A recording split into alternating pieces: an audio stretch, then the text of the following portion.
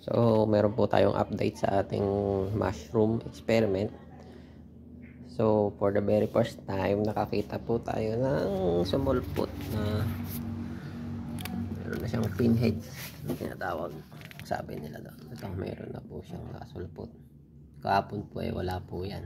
Pero ngayon may biglang sumulpot na ganyan. Thank you po sa ating thank you Lord for the success of this experiment.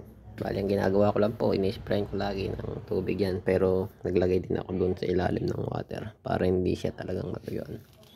Everyday ini-sprayan po siya. Patayo lang po in-experiment ko dahil mahirap yung isasabit at definitely mas mabilis matuyuan yun. So ito, may cover siya. So yun po ang ating update sa ating mushroom experiment. Thank you for watching and God bless.